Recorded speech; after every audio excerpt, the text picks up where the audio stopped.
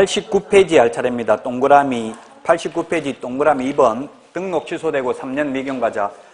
우리 교과서는 동그라미 2번인데 결격 사유. 자, 미성년자 했고요. 다시 그 법조문 순서대로 하면 7번 할 차례입니다. 미성년자 나이 먹어야 되고요. 그 다음에 두 번째 금치산자, 한정치산자는 금치산자 취소 선고받아야 되고요. 그 다음에 파산 선고받은 자는 복권 결정이 있어야 되고요. 4번 금고 이상형을 선고받고 집행이 종료되거나 집행을 받지 아니하기로 확정된 후 3년 미경과자.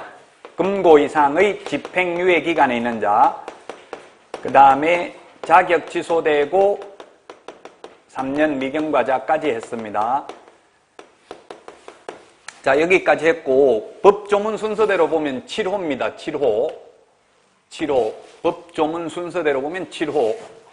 우리 교과서 순서하고는 좀 달라요. 등록 취소되고 3년 미경과자입니다. 등록 취소 3년. 그 암기사항 46번에 동그라미 아마 3번 정도에 나와 있을 거예요. 등록 취소되고 3년 미경과자. 등록 취소되면 3년 동안 취직도 안 되고 개업도 안 된다는 이야기입니다. 등록 취소 3년 미경과자. 현실적으로는 자격 취소는 우리나라에 1년에 10명 정도 됩니다. 10명. 공인중개사가 이때까지 배출된 공인중개사가 40만 명 정도, 개업을 한 사람은 지금 10만 명 정도 됩니다. 그 10만 명 중에서 10명 자격 취소돼요. 거의 재수 없다고 봐야 되겠죠. 자격 취소되는 사람은. 그 현실적으로 자격 취소되는 거는 공무원이 와서 너 자격증 빌려줬지, 보통 빌려준 거 이런 것 때문에 취소되잖아요. 그러면 아닙니다. 죄송합니다. 지금 사장님 어디 잠시 가서 그렇습니다. 이런 식으로 이야기하면 자격 취소 안 됩니다. 근데 공무원 보고 욕하고 지금 영업도 안 되는데 나와서 지금 무슨 짓 하냐 막 이렇게 하고 욕하면 고발해버립니다. 자기가 조사건이 없잖아요. 수사건이 없잖아요. 그냥 검찰에 고발해버리면 자격 취소될 수도 있어요. 혹시나 뭐 여러분들은 뭐 자격증 있기 때문에 그런 일은 없겠지만, 그래서 현실적으로 자격 취소는 거의 없고 등록 취소도 그렇게 많지는 않습니다. 자, 그래서 등록 취소되면 3년간 다시 개업도 안 되고 취직도 안 된다. 자, 그 다음에 8번째 업무정지입니다. 업무정지. 업무정지 기간 중에 있는 자는 폐업을 해도 다시 다른 데 가서 취직할 수 없습니다. 업무정지는 6개월 범위 내에서 업무를 정지시킬 수 있습니다. 그럼 6개월 업무정지 당하니까 그냥 폐업해버리고 다른 데 가서 취직하면 안 된다고. 6개월 지나야 취직할 수 있어요. 다른 데 가서 취직하더라도. 업무정지가 6개월 범위 내에서 뭐 1개월 정지할 수도 있고 6개월 정지할 수도 있어요. 그러면 그 정지기간 중에는 폐업을 하더라도 결격 사유에 해당된다. 우리 보통 옛날에는 영업정지라고 했습니다. 1차 개정 전까지는 영업정지. 지금 술집 같은 거는 영업정지라고 하죠. 그 영업이라는 말이 천박하다고 해서 지금 업무정지로 바꿨어요. 영업정지했는데 옛날에는. 지금은 업무정지라고 해요. 업무정지 기간 중에는 결격 사유에 해당된다. 그 다음에 법인의 업무정지 사유 발생 당시 임원이 어떤 자입니다. 임원이 어떤 자. 임원 또는 사원 같은 말이라고 했어요. 지난주 이야기했죠. 주식회사는 임원, 한명 합자회사는 무한책임사원을 말합니다. 무한책임사원은 임원하고 똑같아요. 우리 공인중개사법에서 임원, 사원 나오면 우리 일반적으로 주식회사는 임원 밑에 근무하는 평사원을 의미하는 게 아니라고. 여기서는 무한책임사원이니까 같은 말이다. 자, 그래서 예를 들면 시험에 이게 출제됐는데 오늘이 2017년 11월 22일요? 22일 날 업무정지에 해당되는 위반 행위를 했습니다. 위반 행위. 업무정지에 해당되는 위반 행위를 했고, 그 다음에 2017년 12월 22일 날 A라는 임원이 선임되었습니다. 취직을 했습니다. 임원이. 그런데 위반하자마자 바로 업무정지 처분을 받는 게 아니라 적발돼야 되죠. 우리 살인사건이 나도 안 잡히면 처벌 안 받잖아요. 모르고 있다가 처벌은 2018년 1월 22일 날 업무정지 6개월을 받게 되었다고요. 시험에 출제되는데, 그러면 이 A 임원은 6개월 동안 결격 사유에 해당되는지 여부, 해당된다 안 된다? 왜 안 돼요? 예, 이거는 해당되지 않는다라고 시험에 나왔어요. 사유 발생 당시에 임원이어야 합니다. 사유 발생은 이때 됐다고, 이때는 근무 안 했다고요. 아직 근무 안 했기 때문에 자기 잘못이 아니잖아요. 업무정지, 시험에 그래서 업무정지 처분 당시 이렇게 해서 X로 나왔다고요. 업무정지 처분 당시는 근무를 했지만 사유 발생 당시는 근무를 안 했잖아요. 이 임원은. 그래서 결격 사유 아니다 이런 게 시험에 출제됐다고요. 업무정지 처분 당시에 근무해야 되는 게 아니라 사유 발생 당시, 위반행위 당시에 근무를 해야 된다는 뜻입니다. 자, 그 다음에 10번째, 법조문으로 보면 10번째입니다. 10번째가 뭐예요? 법조문으로 보면 10번째. 지금 여기 빠졌네요. 등록 취소하기 전에 7번 자격정지가 있어야 되는데 지금 순서가 7번에 8번이 등록 취소인데 7번이 뭐였냐면 자격정지 기간 중에 있는 자인데 여기 빠졌네요. 그럼 그냥 번호가 시험에 나오는 건 아니니까 자격정지 기간 중에 순서가 지금 법조문 순서에는 7번이 자격정지, 8번이 등록 취소 3년인데 지금 순서가 좀 바뀌었어요. 자격정지 기간 중에 있는 자, 업무정지는 개업 공인중개사에 대해서 업무정지를 하고요. 자격정지는 소속 공인중개사에 대해서는 업무정지라는 말을 쓰지 않고 자격정지라는 말을 씁니다. 소속 공인중개사는. 그래서 소속 공인중개사가 만약에 자격정지 처분을 6개월 받았으면 그만두더라도 다른 데 가서 취직 안 된다는 뜻입니다. 6개월 동안은, 자격정지 기간 동안은 자격정지 기간 중에 있는 자. 이게 우리 법조문에는 7번입니다. 등록 취소가 8번, 9번 이렇게 되겠죠? 뭐 번호 순서는 시험에 나오지 않습니다. 11번.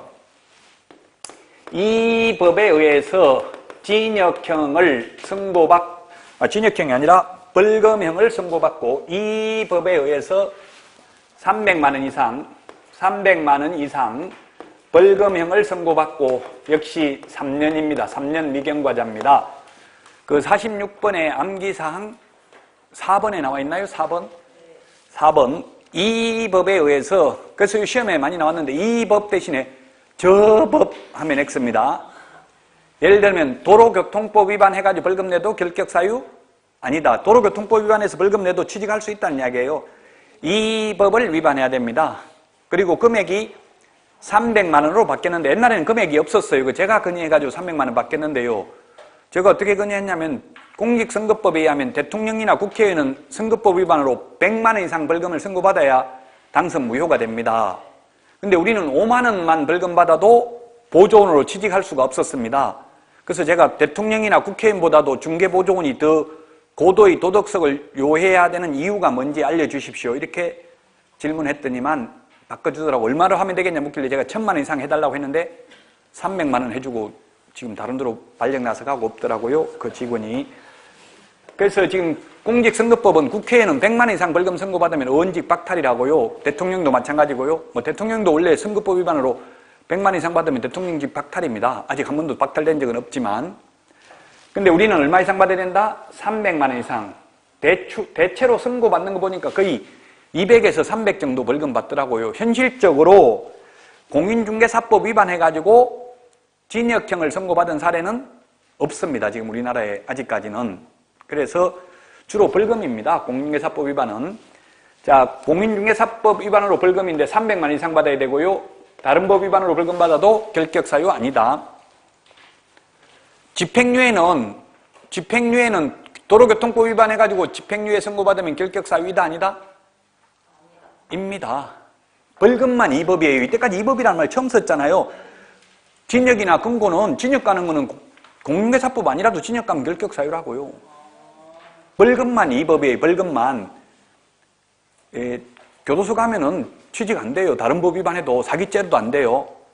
근데 벌금은 이 법이에요. 벌금은. 사기죄로 벌금 받은 거는 취직할 수 있죠.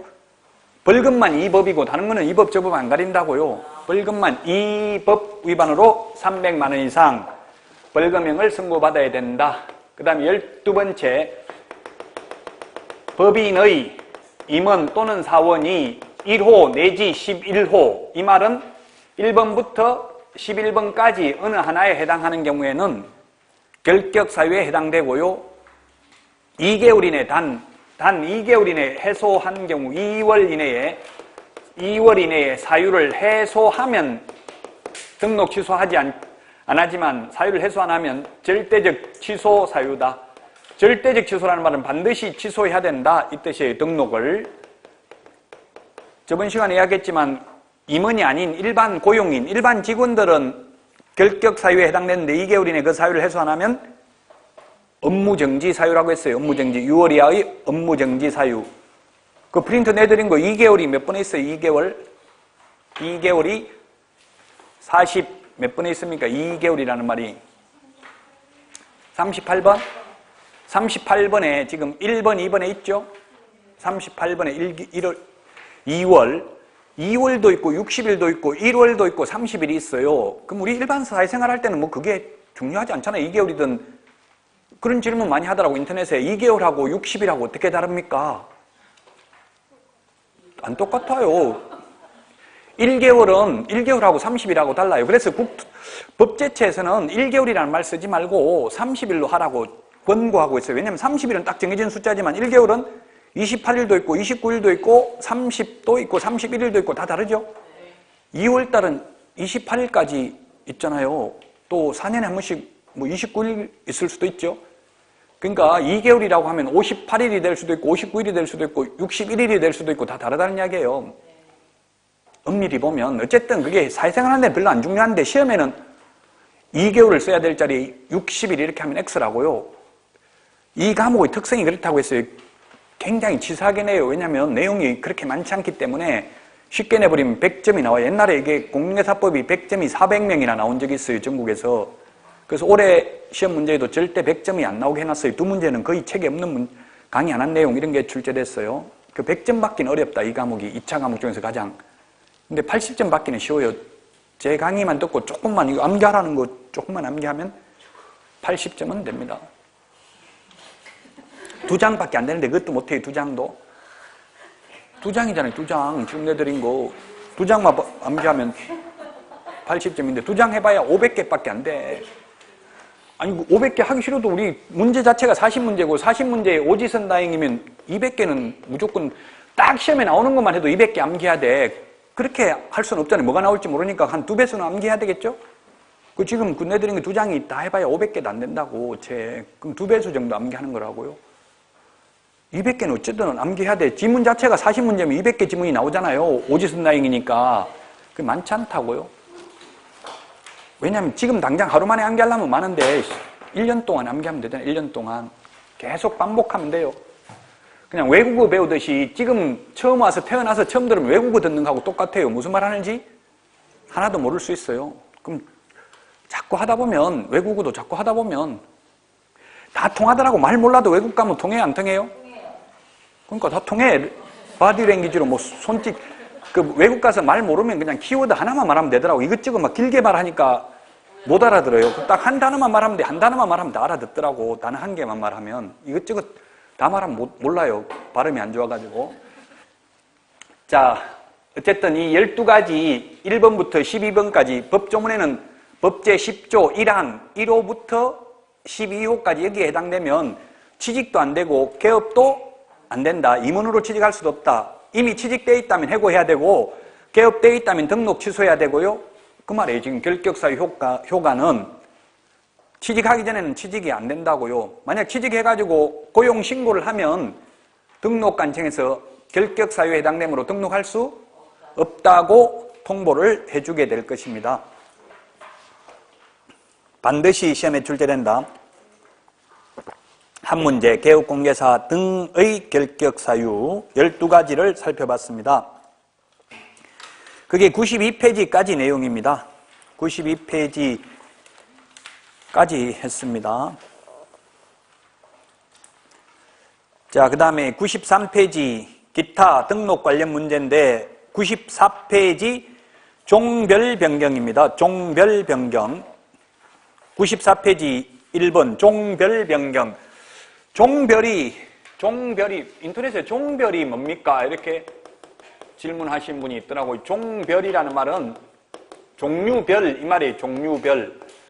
종류를 말하는 게 종류별 이 뜻이죠. 종류별이 종류가 몇 개가 있어요. 종별이 그러면 개업공개사의 종류가 몇 가지가 있냐고요. 3개가 있어요. 법인인 개업공개사, 공인중개사인 개업공개사, 법부칙 제6조 2항의 규정에 의해서 중개사무소 개설 등록을 한 것으로 보는 자. 그냥 편의상, 법조문에는 없지만 편의상 옛날에는 이걸 중개인이라고 불렀어요. 중개인이라는 건 옛날에 복덕방 하면서 자격증 없이 지금도 계속해서 기득권을 가지고 중개업을 하는 사람, 자격증 없이 하는 사람을 말해요. 자, 이 종류를 바꾸려면 어떻게 해야 되냐 이 말이에요. 종류를 바꾸려면, 종별을 변경하려면 시험에 이거 잘 안 나옵니다. 특히 이 중개인이라는 말 들어가는 건 시험에 거의 안 출제가 안 됩니다. 부칙으로 보냈다는 이야기 모르게 하려고. 그래서 시험에도 거의 안 나와요. 그 책에 있기 때문에 말씀드리는 거예요. 자, 이 종별을 바꾸려면 신규 등록을 해야 돼요. 현실적으로 일어나지 않는 일은 시험에도 거의 안 나옵니다. 이게 현실적으로 안 일어나요. 왜냐하면 이 종별을 바꾸려고 하면 이 사람들 자격증을 따야 되잖아요. 중개인이.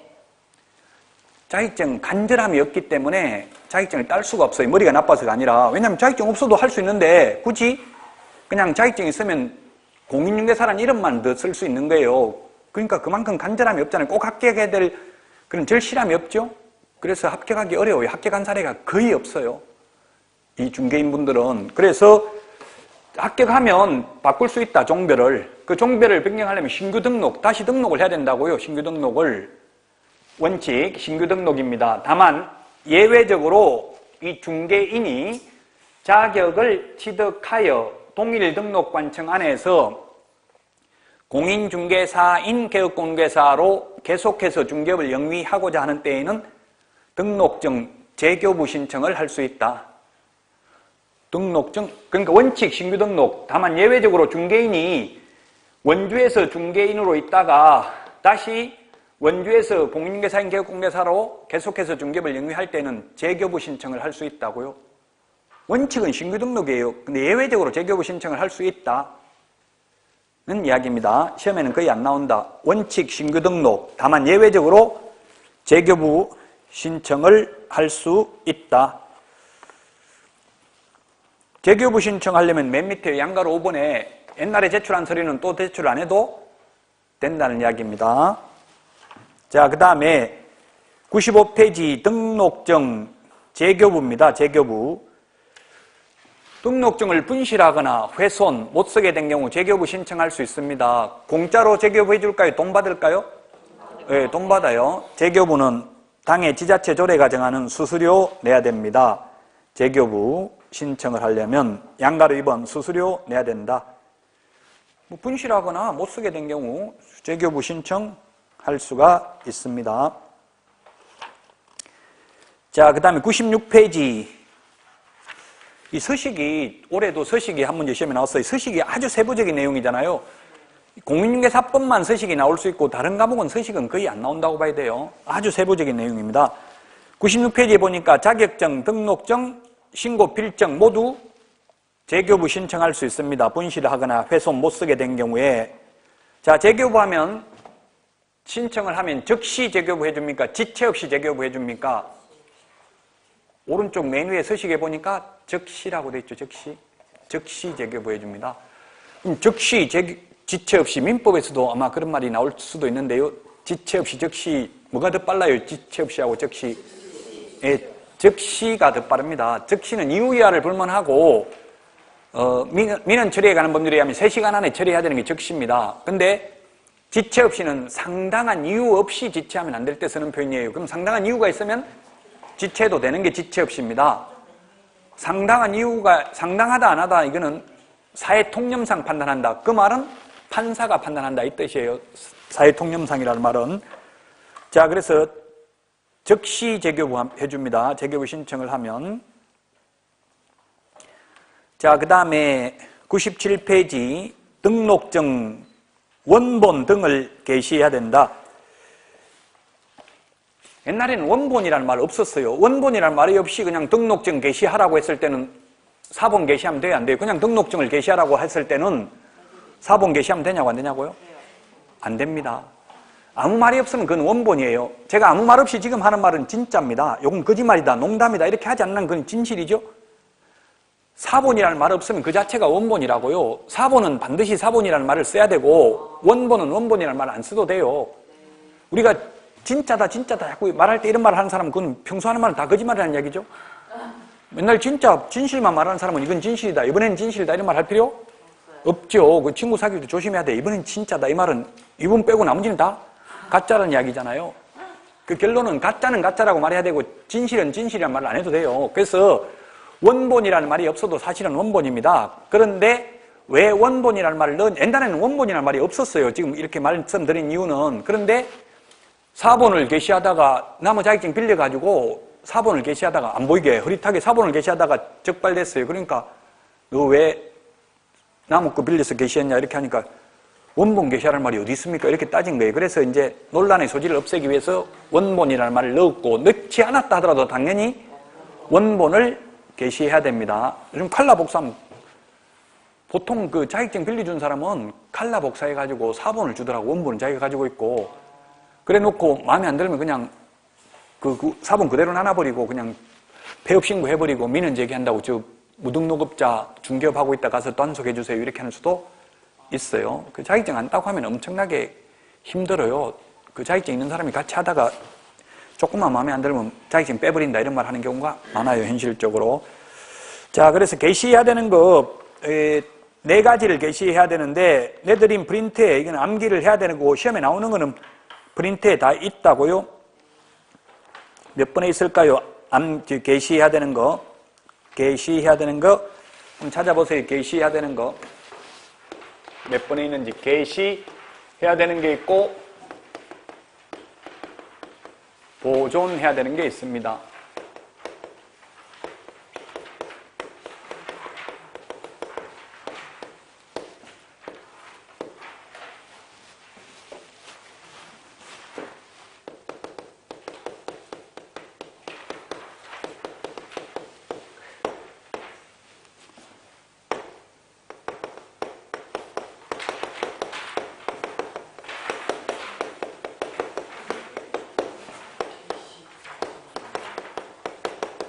없나요? 못 찾았어요? 없을 수도 있어요. 지금 저도 이거 몇 번에 있는지 찾아봐야 될 것 같아요. 한번 찾아보세요. 어쨌든 이 게시해야 되는 게 4가지입니다. 4가지. 4가지인데 암기할 때는 몇 등인지 등수보자 이렇게 암기하도록 하겠습니다. 등수보자. 몇 등인지 보자. 등수보자. 근데 시험에 이렇게 대가리만 암기하면 다 풀어요? 못 풀어요? 못 풀어요. 시험에 어떻게 나왔냐면 중개사무소 등록증 원본인데 시험에는 사업자 등록증 원본 이렇게 시험에 출제됐어요. 그럼 대가리만 암기해가지고 못 풀죠? 사업자 등록증은 소득세법, 법인세법, 부가가치세법에서 게시해야 되지 공인중개사법에는 의무가 없다고요. 사업자 등록증 원본은. 중개사무소 개설 등록증 원본 게시해야 됩니다. 그 다음에 중개보수요율표. 옛날에는 수수료라고 부르다가 올해부터 보수라고 불러요. 보수. 수수료는 천박하다, 장사꾼 느낌이 드는데 보수라고 하면 변호사 수임료, 보수 이렇게 하면 좀 더 품이 있다고 해서 용어를 바꾼 거예요. 수수료를 보수로. 말만 바꾼다고 품이 있는 게 아니라 행동도 품이 있게 해야 되겠죠. 사기치면 안 되고요. 자, 그래서 보수요율표 게시해야 되고요. 보정설정 증명서류. 아마 이게 한번 가보세요. 중개사무소. 저도 나무중개사무소 들어가기 참 사실 미안하더라고. 들어가는 게 쉽지 않죠. 처음에 들어가려고 하면 몇 번 들어가 보면 쉬워요. 들어가서 그냥 커피 한 잔 주세요. 복사 좀 해주세요. 뭐 이거 팩스 좀 보내주세요. 하면 다 해줘요. 현실적으로. 왜 누가 손님인지 모르니까 해줄 수밖에 없죠. 팩스도 다 보내주더라고. 저도 팩스 보낼 때 그냥 중개사무소 가서 해요. 집 앞에 있는데. 보정설정 증명서류도 공제증서 이거 게시되어 있어요. 현실적으로 가보면. 그 다음에 자격증 원본. 이 4개만 게시하면 돼요. 근데 시험에 나왔던 게 다음 중 게시해야 될 사항이 아닌 것 출제됐던 게 뭐가 나왔냐면은 실무교육 수료증. 원본, 실무교육 수료증 원본, 게시할 의무 없습니다. 사업자 등록증 원본, 그 다음에 부동산 거래 정보망 가입 확인서. 시험에 나왔던 기출문제 지문이에요. 기출문제가 반복됩니다. 역사는 반복됩니다. 출제위원들한테 주문하는 게 기출문제 범위 내에서 내라. 이걸 2주 동안 합숙하면서 1주 동안 교육시키는 게 그래요. 기출문제 범위 내에서 내라. 어려운 거 냈다가 만약에 이의제기가 되면 책임져야 돼. 이의제기 인용하면 1년간 출제위원 될 수 없어요. 올해 시험이 학개론이 어려웠어요? 민법이 어려웠어요? 학개론이 어려웠다고 알려져 있죠. 일반적으로 인터넷에 보면. 그럼 내년에는 학개론이 쉽고 민법이 어려워요. 해마다 역발상을 해야 돼요. 그 거미집 이론이라는 게 있는데 올해 배추농사 지어가지고 배추값이 폭락해서 올해 싸더라고 배추. 내년에 배추값 올라가요 안 올라가요? 예를 들어 올해 폭락됐다면 올라간다고요. 근데 저도 농사 지었지만 아버지한테 올해 배추 폭락했는데 내년에 배추 농사 지읍시다 하니까 미쳤냐 올해 이렇게 망했는데 또 하라 말이가 이렇게 하고 절대 안 하려더라고. 그럼 또 내년에 폭등하죠? 그럼 또 그 다음에 또 심으면 또 폭락하고 반대로 된다고. 반대로 인생이 뜻대로 안 돼요. 그게 거미집 이론이에요. 어쨌든 역발상을 해야 된다고요. 올해 쉬었다고 내년에도 쉽다고 생각하면 안 돼. 반대로 된다고. 해마다. 이때가 저는 시험을 한 15번 이상 보면서 느낀 점이에요. 해마다 반대로 된다는 것. 자, 그래서 게시해야 되는 것, 보기 쉬운 곳에 게시해야 되는 것 4가지. 등수보자. 같이 시작. 예, 게시해야 되는 게 4가지가 되겠습니다. 몇 등인지 등수보자. 자, 그 다음에 등록의 효력 상실입니다. 그 지금 97페이지 박스에 보니까 지금 게시할 의무 없는 것, 사업자 등록증 이런 거 적어놨죠? 실무교육 수료증, 영수증 사본. 영수증은 중개보수 영수증은 아예 교부할 의무도 없고 당연히 보존할 의무도 없고 게시할 의무도 없어요. 그 영수증을 게시하는 건 말도 안 되죠. 그 영수증 현실적으로 영수증 줘요 안 줘요? 중개보수 받으면? 안 줘요. 줍니다. 현실적으로는 줘요. 근데 법적 의무는 없어요.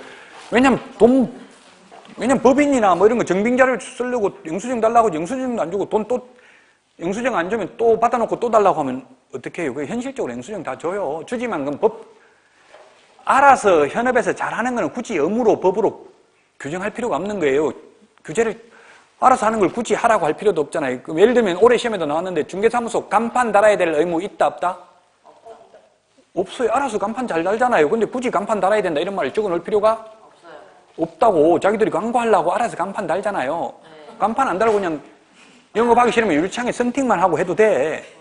근데 알아서 다는 거예요. 알아서. 의무는 없어요. 간판 달 의무 없어요. 마찬가지로 영수증을 교부할 의무는 없지만 현실적으로 다 알아서 한다고요. 시험에 나오면 의무는 없어요. 보존할 의무도 없고요. 자, 그 다음에 97페이지 4번 등록의 효력 상실.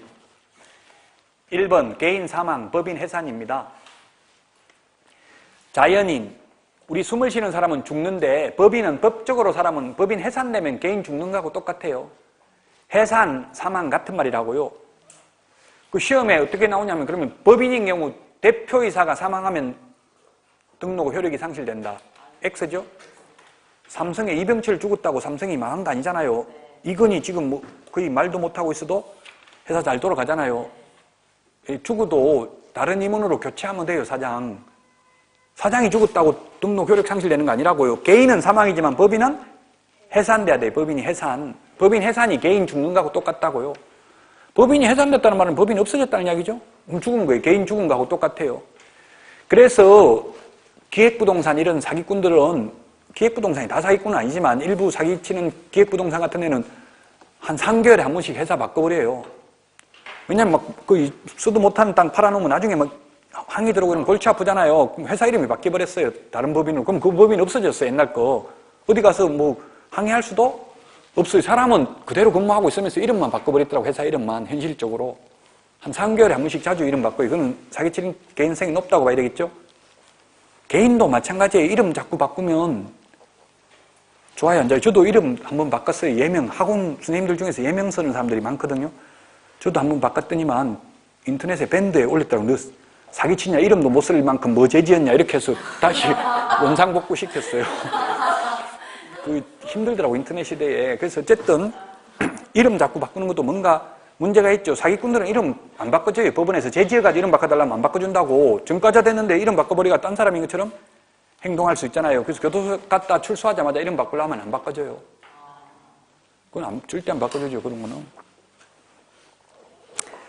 자, 개인 사망, 법인 해산, 그 다음에 98페이지, 양가로 2번 폐업신고, 양가로 3번 등록 취소, 이게 등록 효력 소멸입니다. 99페이지, 등록이 소멸되고 나서 중개업을 하면 이게 무등록 개업공개사입니다. 무등록 개업공개사. 99페이지 5번 무등록 중개업입니다. 5번 무등록 중개업. 무등록 중개업이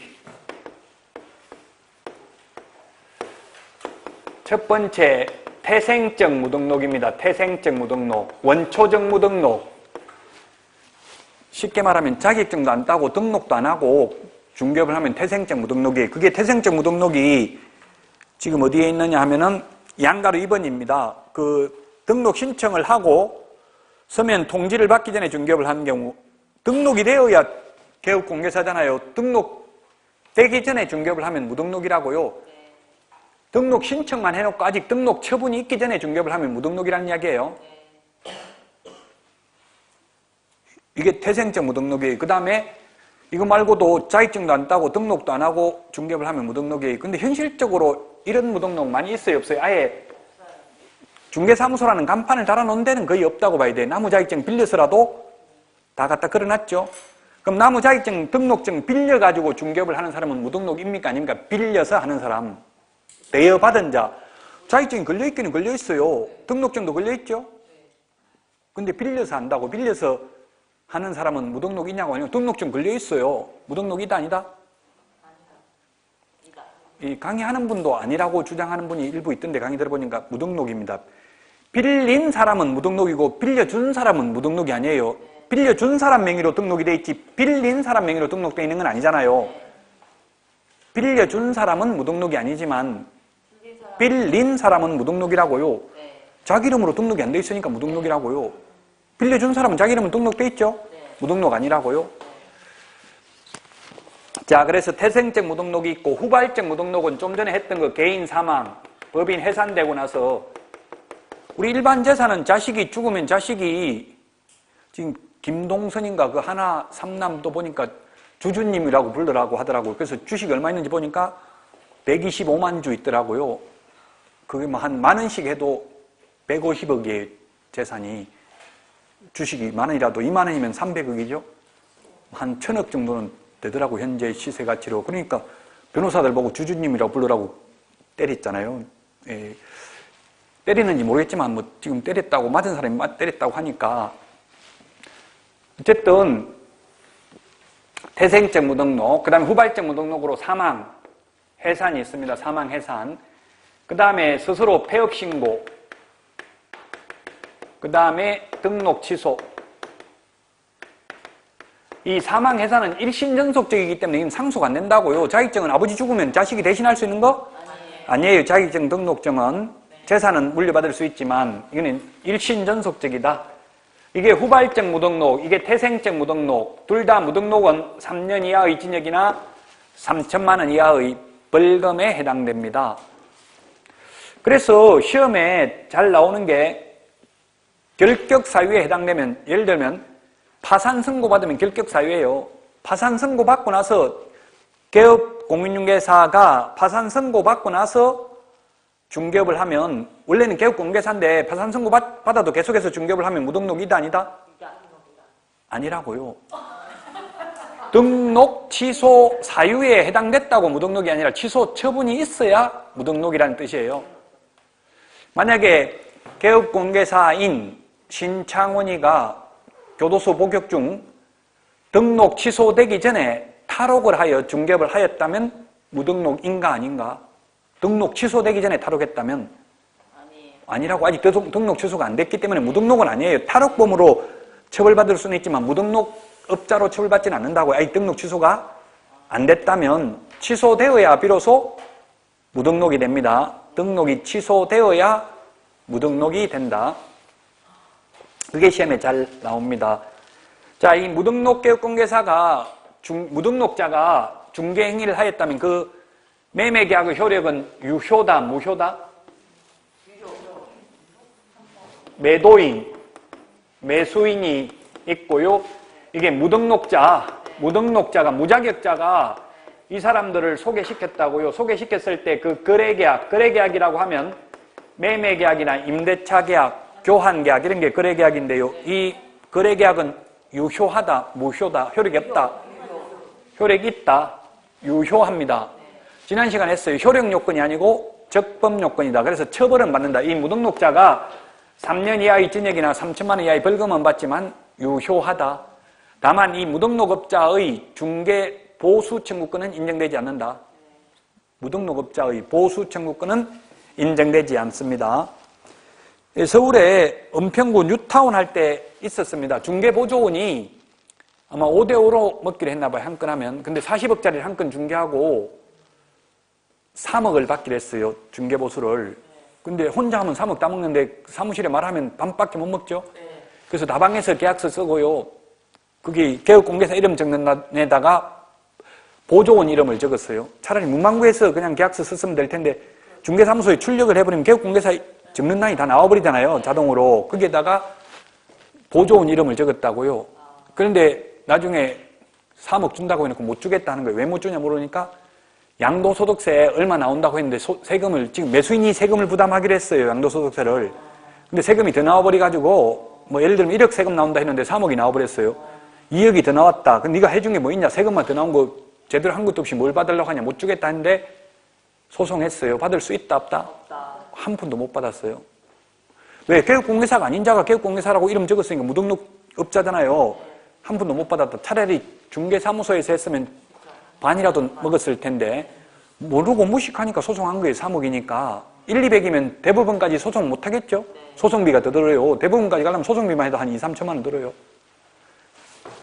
자, 그래서 무등록업자의 보수 청구권은 인정되지 않는다. 99페이지 양가로 4번에 동그라미 1번 3년에 3천만 원이고요. 동그라미 2번 2번의 두 번째 줄에 보니까 보수지급 약정은 무효라고 돼 있죠? 보수지급 약정은 무효다. 그러나 맨 밑에서 두 번째 줄에 우연한 기회에 딱 한 번 중개를 하는 자는 무등록 중개업으로 처벌받는 것은 아니므로 중개보수를 청구할 수 있다. 업자라고 하면 업이라는 말은 직업적으로 한다는 말이죠? 중개보조원은 한 건만 할 게 아니잖아요. 계속 있으면 할 거잖아요. 근데 만약 여러분들이 이웃집 사람 거 한 건 중개하고 수수료 받아도 그건 위반이 아니란 이야기예요. 무등록업자, 업이라는 말은 직업으로 하는 사람이에요.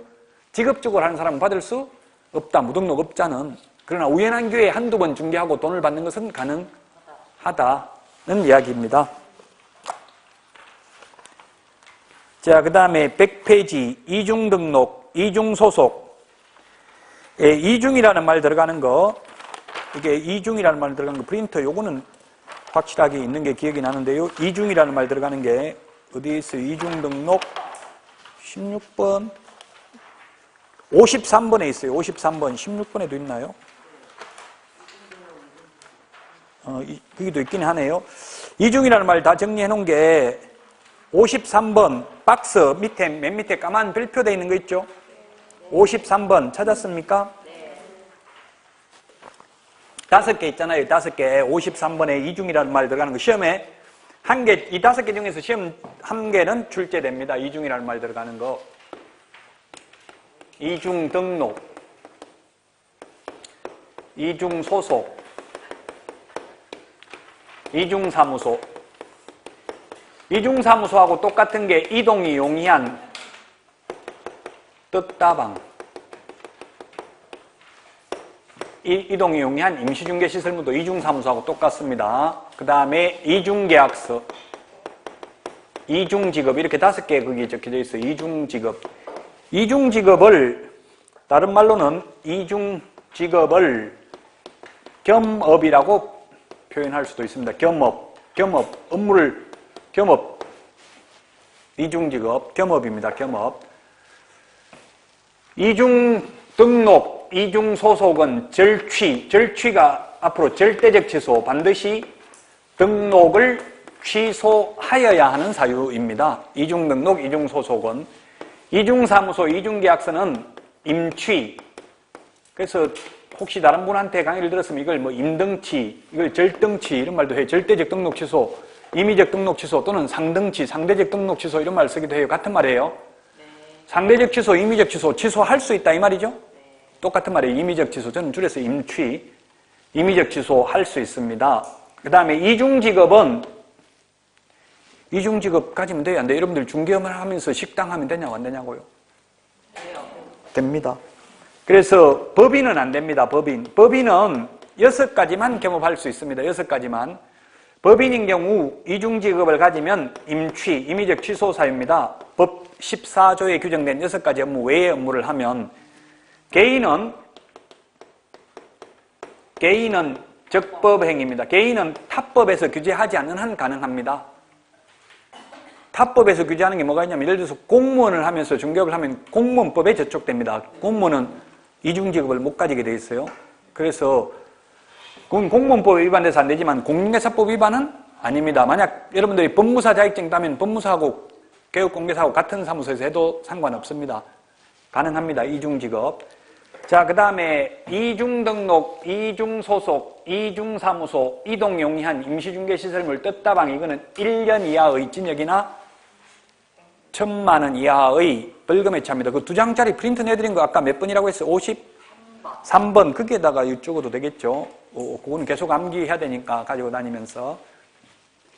자, 그 다음에 이중소속은 개업공개사가 이중소속하면 절대적 취소인데 소속공인중개사가 이중소속을 하면 자격정지 사유고요. 자격정지 기간 중에 이중소속을 하면은 자격취소 사유입니다. 소속공인중개사가 이중계약서를 적으면 역시 자격정지 사유입니다. 자격정지 사유. 이렇게 하니까 이중등록하고 이중소속하고 어떻게 다릅니까? 그거 아닙니까? 비슷한 거 아닙니까? 이렇게 또 질문한 분이 있더라고요. 이중등록은 현실적으로 될까요? 안 될까요? 지난주에 했는데 자 오늘 11월 22일 날 원주에서 등록을 하고 11월 23일 날 춘천으로 안 하고 강릉으로 가야 되겠다. KTX 지금 강릉 가는 거 서원주에서 강릉까지는 KTX 고속도로 달리고 원주에서 인천공항까지는 저속으로 달린다 하더라고요. 그래서 다 합해서 뭐 한 몇 분이면 가능해요? 한 2시간 정도면 가더라고요. 인천공항까지. 인천공항에서는 그냥 지하철로 가는 거예요. 청량리 이런 데까지는. 원주까지는 그냥 천천히 오고 원주부터 강릉까지는 빨리 간다 하더라고요. 자, 강릉 가서 지금 강릉이 이제 뜰 수도 있어요. 강주 가서 이중등록 했어요. 그럼 강주가 아니라 강릉시장은 바로 등록해주는 게 아니라 협회 다음 달 10일까지 협회에 지난주에 통보한다고 했어요. 등록사항을.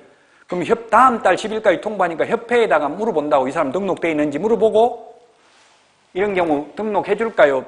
반려. 아니면 이중등록해준다. 답이 뭘까요?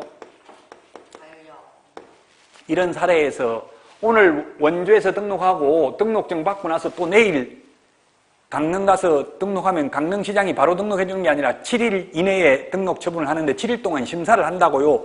본적지 신원조회하고 다음 달 10일까지 협회에 통보한 사항이 있기 때문에 협회에 물어보고 반려할까요? 이중등록 해줄까요? 답은 뭐 하겠냐고요? 이중등록 해줍니다. 이런 경우는. 왜냐하면 다음 달 10일까지 통보한다고. 다음 달 10일까지.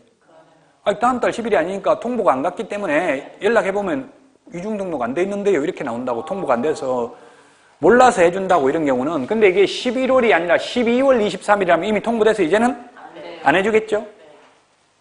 그러나 현실적으로는 이런 사람 있겠어요? 정신 이거 안 된다고 배웠는데 배우자마자 나가자마자 이중 등록한 사람 없겠죠? 저는 자격증이 2개입니다. 그래서 제가 국토부에 질의해봤어요. 제가 1개 취소돼도 나머지 1개는 계속 쓸 수 있죠. 이렇게 하니까 별도의 자격으로 인정하지 않으므로 모두 다 못 씁니다. 마찬가지 이중 등록하면 둘 다 취소돼요. 처음에 해놓은 등록, 새로 한 것까지 다 취소돼요. 현실적으로 없는데 만약 공무원의 착오로 모르고 해줬다 하더라도 둘 다 등록 취소된다고요. 이중 등록하면 그래 우리나라에 현실적으로 이중 등록은 없다고 봐야 돼요. 왜냐하면 내 마음대로 등록하는 게 아니라 등록관청에서 해줘야 가능하기 때문에. 그러나 이중 소속은 이거 몰래 근무하고 있는지 이거는 발견하기 쉽지 않아요. 근데 현실적으로는 없다고 봐야 돼. A라는 중개사무소에 근무하면서 또 B 중개사무소에 동시에 근무할 수 없잖아요. 하루 종일 근무시키는데. 다만 현실적으로 그런 건 있더라고. 실장들이 그만두고 나서 계속 손님들이 연락 오잖아요. 또 아직도 그러면은 그 옛날에 물건 다 알고 있으니까 그거 가지고 중개업소에 2군데 이게 소개시키면 얼마 줄래 해가지고 이렇게 붙여가지고 받아먹고 이런 게 있더라고. 그게 어찌 보면 이제 이중 소속에 해당될 여지가 있을지는 모르겠어요. 된다 안 된다 단정적으로 말하기는 좀 어려워요. 이중 소속도 현실적으로는 거의 없다고 봐야 되겠죠. 양다리 걸쳐가지고 2군데 동시에 근무할 수는 없잖아요. 현실적으로. 이중 사무소 이거는 있을 수 있어요. 이거는 제가 우리 동네에서 봤어요. 이중사무소. 부인은 아파트 단지 내에서 중개사무소 하고 있어요. 근데 남편은 오피스텔 돈 많이 벌어가지고 오피스텔을 하나 가지고 있어요. 그 1층에 그냥 비워놓고 간판만 달아놨어요. 임대 문의해가지고 플랜카드만 하나 걸어놨다고요. 핸드폰 번호만 적어놨어요. 그래가지고 손님 연락 오면은 자기 부인한테 데리고 와서 다른 아파트 단지 내에서 가서 계약서 써요. 그것도 국토부에 물어보니까 이중사무소에 해당된다. 꼭 간판을 붙여야 사무소가 아니라 거기서 중개행위를 했다면 이중사무소에 해당될 여지가 있다. 그래서 중개사무소 있고 따로 모델하우스 앞에 가서 그냥 그 플랜카드 걸어놓고 파라솔 같은 거 설치해놔도 그게 이중사무소와 똑같이 처벌한다고요. 이동 용이한 임시중개시설물도 이중사무소와 똑같이 처벌한다. 그래서 이거는 약간 있을 수도 있는데 정확한 통계는 없겠죠. 이거 몰래 하니까 알 수가 없겠죠. 이중사무소가 있는지. 엄격하게 국토부 유권 해석은 만약에 우리 학원 건물 1층에도 사무소가 있고 2층에도 있고 이렇다면 이거는 이중사무소일까요? 아닐까요? 이건 그러면 또 이런 케이스가 있을 수 있고 예를 들면 20평을 분양받아가지고 가운데 칸막이 해가지고 출입문을 2개 해놓고 간판은 여기 하나만 달아놓고 중개업을 한다면 이게 이중사무소입니까? 물으니까 국토부에서 이중사무소이다 아니다? 전부 다 이중사무소라고 보고 있어요. 자, 이거는 왜 그냥 이 시험에는 잘 안 나오는데 그냥 이해를 돕기 위해서 이중사무소가 뭔지, 이중등록이 뭔지를 설명하려고 말씀드리는 거고요. 이건 왜 이중사무소냐면 별도의 출입문이 있기 때문에 출입문이 하나밖에 없고 이게 내부 출입문을 통해서만 출입할 수 있다면 이거는 이중사무소가 아니다. 보통 소장실 해가지고 이렇게 조그만하게 따라 만들어 놓은 경우도 있죠. 이거는 이중사무소가 아니다. 별도의 출입문이 있다면 이중사무소다. 그러면 2층도 이것도 마찬가지. 우리 건물 이거는 직통계단이 있어요. 직통계단을 통해서 오르내릴 수 있는 경우는 이중사무소다. 그러나 우리 단독주택 이런 거 보면 내부 거실에서만 2층 올라갈 수 있고 이런 거는 이중사무소가 아니다. 반드시 1층을 통해서만 2층 올라올 수 있다면 이중사무소가 아니다. 이렇게 유권 해석하고 있어요. 시험에는 이런 것까지 구체적으로 묻지는 않습니다. 어쨌든 지금 이중사무소가 뭔지 이중 등록이 뭔지를 말씀드리는 거고 이중계약서는 이게 다운계약서, 업계약서 이런 말 들어봤죠? 네. 그럼 업계약서를 많이 적어요? 현실적으로 다운계약서를 많이 적어요? 업을 많이 적습니다. 그 다운계약서, 업계약서 둘 다 하면 안 되는데 만약 현실적으로 사고 날 개연성이 어느 게 더 높냐고 나중에 분쟁이 생길 가능성은 다운계약서가 훨씬 더 높아요. 업계약서는 크게 분쟁이 안 생겨요. 왜냐면 매수인이 원해가지고 높게 적었기 때문에 매도인은 업계약서를 적어주는 이유는 어차피 세금 이래도 적거든 저리 적거든 세금 안 내는 경우만 해줄 거 아니에요. 그 사고 별로 안 난다고 이거는 업계약서는 현실적으로. 근데 다운계약서는 사고 나는 거 많이 봤어요. 저도 실제. 제가 아는 분은 저한테 수업 들었던데 친정엄마 이름으로 아파트를 분양받았어요. 6억, 분양가가 6억인데 이게 싸게 5억에 받았어요. 미분양돼가지고 큰 평수를 5억에 받았는데 실제로는 이게 실거래가격 신고를 6억으로 해버렸더라고. 분양하는 사람이 6억으로 신고를 한 거예요. 그런데 이걸 갖다가 이제 친정엄니가 돌아가시려고 하니까 이게 명의를 바꿔야 되냐 안 바꾸면 다른 자식들도 다 상속해달라고 할 거 아니에요. 그래서 자기 신랑 이름으로 명의 변경을 하려고 하니까 양도소득세 내라고 하는 거예요. 이게 업계약서 적은 게 아니고 제가 잘못 말했네. 이게 5억에 샀는데 실제 4억으로 신고 들어간 거예요. 4억으로. 그 5억에 산 걸로 그대로 남편 명의로 명의를 돌리려고 하니까 지금 1억 남은 거잖아요. 서류상은. 그래서 세금 5천만 원 내라 이렇게 하는 거예요. 3개월 안에 죽는다 하고 암 말기라서 죽는다 하고 이런 거는 그러면 실제 진실은 5억 주고 산 게 확실해. 통장 입금표도 다 있어요. 진실은 5억이라는 걸 입증할 수 있어요. 그런데 서류에는 신고를 이게 분양한 업자가 4억으로 신고를 해버렸다고요. 부동산 거래 신고를. 이런 경우에 양도소득세 낸다 안 낸다? 실제로는 5억에 사는데 서류를 부동산 거래 신고를 4억으로 신고했는데 5억에 사버리니까 다시 명의를 넘기니까 1억이 서류상 남았잖아요. 네. 이런 경우는 양도소득세 낸다 안 낸다? 네. 안 냅니다. 왜냐하면 세법은 실질과세 원칙이라는 말이 있어요. 실질과세 원칙. 세법의 가장 큰 원칙은 진실이 우선입니다. 진실이 있다면 진실이 우선이에요. 진실을 입증할 수 없을 때 다른 거 이제 예외적으로 있는 거예요. 소득이 있는 곳에 세금이 있는 건 진실에 따르는 게 원칙이라고요. 실질과세 원칙이라고 돼 있어요. 인터넷에 실질과세 원칙 이런 거 찾아보세요. 있는지. 예, 모든 건 진실이 우선이다. 그 진실은 5억에 샀기 때문에 세금 안 낸다. 그럼 그걸로 끝이냐? 그건 아니에요.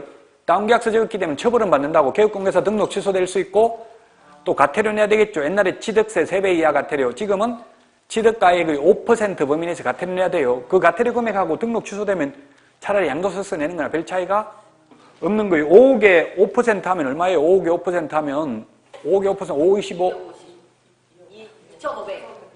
2,500이잖아요. 2,500이면 양도소득세 아까 이게 5천인데 실제 또 기본 공개 이런 거 빼고 나면 5천 다 안 내요. 그럼 2억 5천 2,500 내고 또 등록 취소되고 이럴 바에 차라리 등록 취소되면 3년 동안 취익도 안 되잖아요. 네. 그럼 차라리 양도소득세 내는 게 더 나을 수도 있다는 이야기예요. 당사자 간에 그냥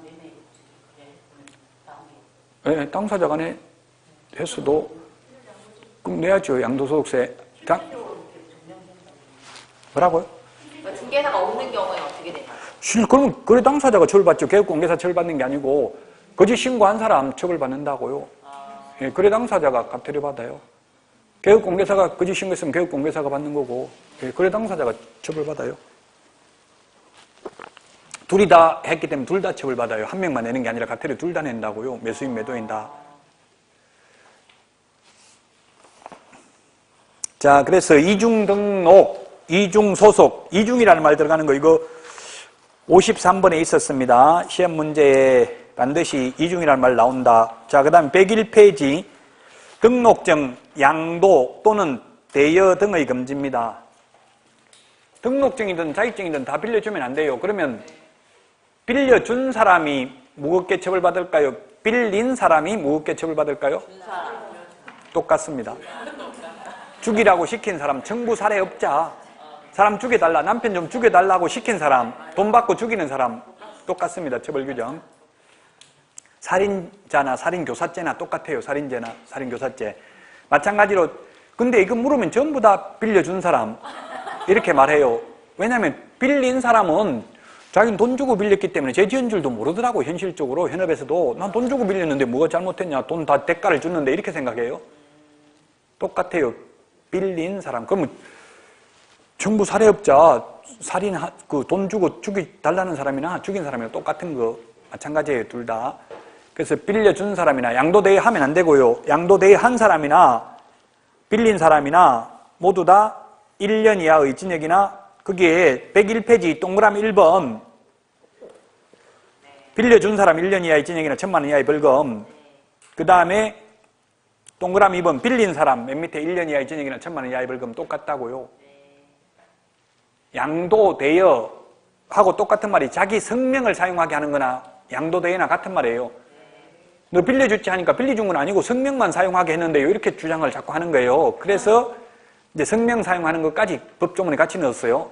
성명을 사용하게 하는 건 결국 빌려준 거나 같은 말이에요. 현실적으로는 양도하는 사람은 없어요. 그 양도 한다 해도 양도되는 것도 아니에요. 그래서 현실적으로는 빌려주죠.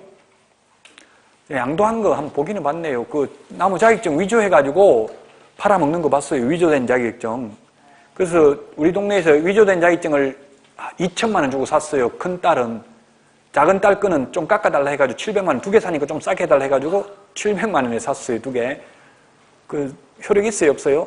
없어요. 그래가지고 옛날에 중개업을 하다가 적발됐다고요. 그래서 이제는 위조가 불가능한 게 아예 등록할 때, 지난주 했지만 등록할 때 자격증 제출하지도 않아요. 직접 등록관청이 진위 여부를 확인해요. 그 51번에 보면 암기사항 51번 보면 프린트 암기사항 51번에 보면 서류 제출한다 안 한다 50까지 적어놨죠. 그 51번에 보면 그 1번 등록 신청, 2번 분사무소 설치 신고, 3번 소속 공개사 고용 신고할 때 1번 맨 뒤에 보니까 1번에서부터 3번까지는 자격증 미제출 이렇게 돼 있죠.